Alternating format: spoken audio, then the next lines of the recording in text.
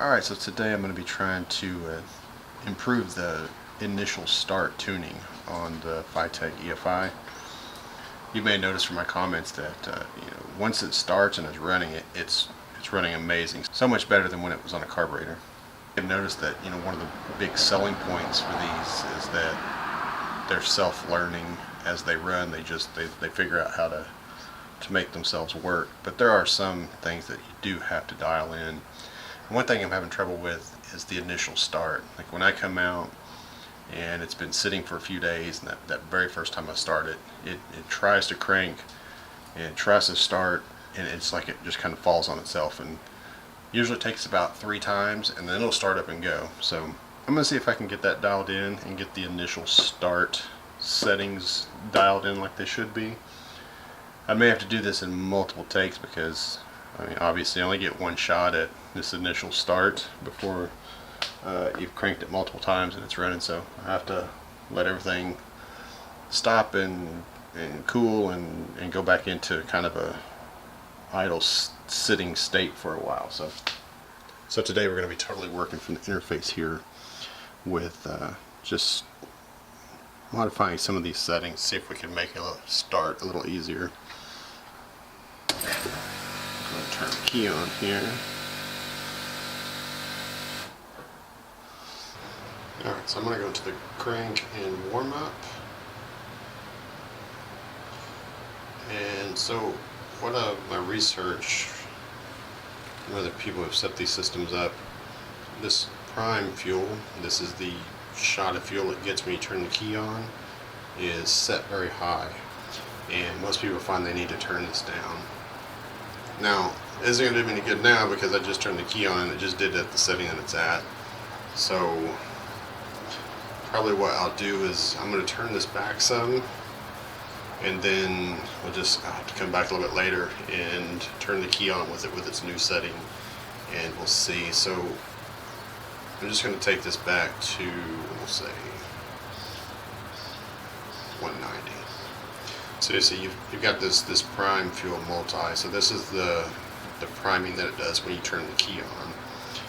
And then you've got all these settings here that you can alter from that primary setting if you want to do it based on temperature. So sometimes if you warm start good, but a cold start is not working right, and you've got this set where it's warm starting really good, then you may look at modifying some of these crank fuel settings. That what you can do is back it off or add it if it needs more over what that primary value is. I'm going to leave these just kind of where they are, and what I'm going to do first is just work on this that primary fuel shot when I turn the key on to see if I can get this dialed in for cold start.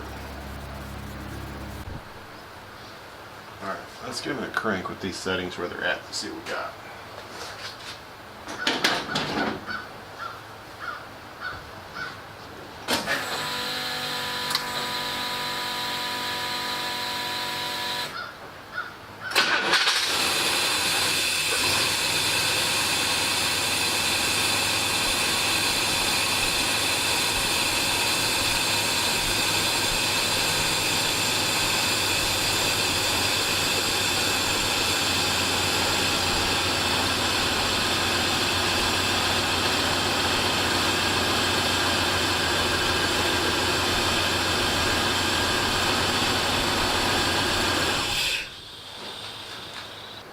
Alright, so that was a pretty good start that time.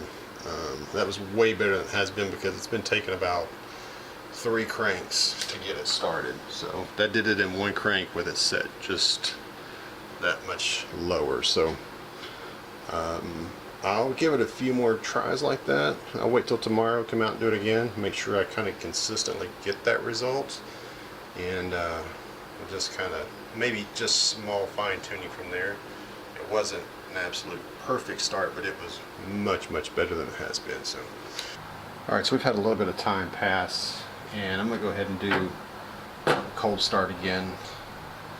As cold as it can be in Texas in September anyway.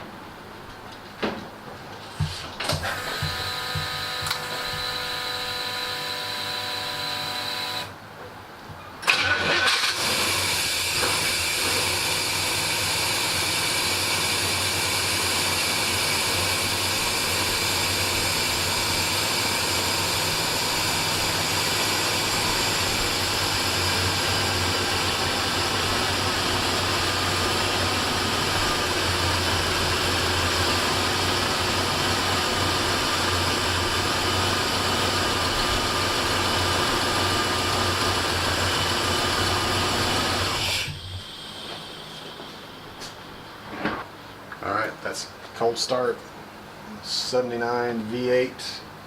Used to be a carburetor. It's a huge improvement, in my opinion, over what the carburetor used to be. It would be multiple cranks, cloud of smoke. So, huge improvement. You know, to recap, just kind of what I did today, I really thought this would take multiple tunings, and it still could be a little bit better.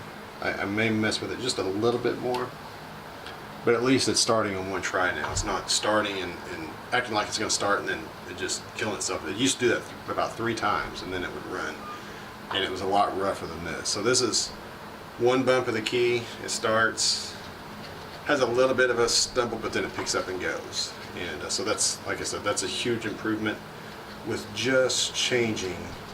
So all we did was we just changed, oh, I don't have the key on,